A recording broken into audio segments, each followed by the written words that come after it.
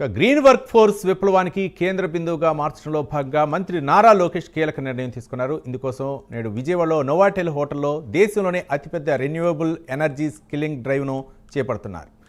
దేశ green energy భవిష్యత్తును శక్తివంతం చేయడంతో పాటు సౌర పవన శక్తికి నైపుణ్య హబ్గా ఏపీ అనే నినాదంతో ఈ డ్రైవ్ను నిర్వహిస్తున్నారు.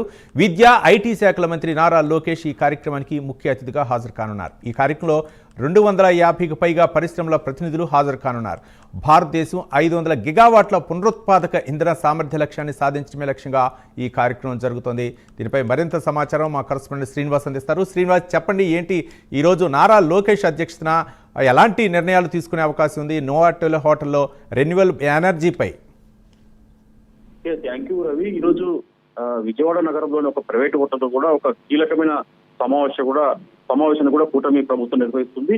ప్రధానంగా చూసుకుంటే గ్రీన్ వర్క్ ఫోర్స్ విప్లవానికి కేంద్ర బిందువుగా ఏపీని మార్చాలనే ఒక ఉద్దేశంతో కూడా ప్రభుత్వం ముందుకు వెళ్తుంది. ఇందులో భాగంగా ఈరోజు ఐటీ విద్యాశాఖ మంత్రి నారా లోకేష్ ఆధ్వర్యంలో కూడా ఈ ఒక ప్రైవేట్ హోటల్లో కూడా గ్రీన్ వర్క్ ఫోర్స్ విప్లవానికి సంబంధించి కూడా ఒక స్కిల్లింగ్ డ్రైవ్ లో భాగస్వామ్యం చేసేందుకు కూడా ఈరోజు ఒక కార్యక్రమం నిర్వహిస్తున్నారు. ఈ కార్యక్రమంలో భాగంగా గ్రీన్ వర్క్ ఫోర్స్ విప్లవానికి కేంద్ర ఒక ప్రత్యేక కార్యక్రమం చేపట్టింది. ఈ మేరకు విజయవాడలోని ఒక హోటల్లో కూడా దేశంలోని అతిపెద్ద రెన్యూవబుల్ ఎనర్జీ స్కిల్లింగ్ డ్రైవ్ కార్యక్రమాన్ని చేపడుతుంది.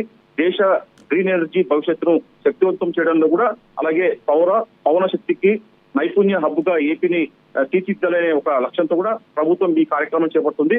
స్టేట్ స్కిల్ డెవలప్మెంట్ కార్పొరేషన్ అలాగే సోనీకి ఇది ఇనిషియేటివ్ సంస్థ సంయుక్త భాగస్వామ్యంతో కూడా ఈ డ్రైవ్ కార్యక్రమాన్ని నిర్వహిస్తున్నారు. విద్యా శాఖ మంత్రి దానికి ఈ కార్యక్రమానికి ముఖ్య అతిథిగా హాజరు కానున్నారు. ఈ కార్యక్రమంలో దాదాపు 250కి పైగా పరిశ్రమలు అలాగే ప్రతినిధులు, ముఖ్యమైన అభివృద్ధి భాగస్వాములు హాజరు కానున్నారు.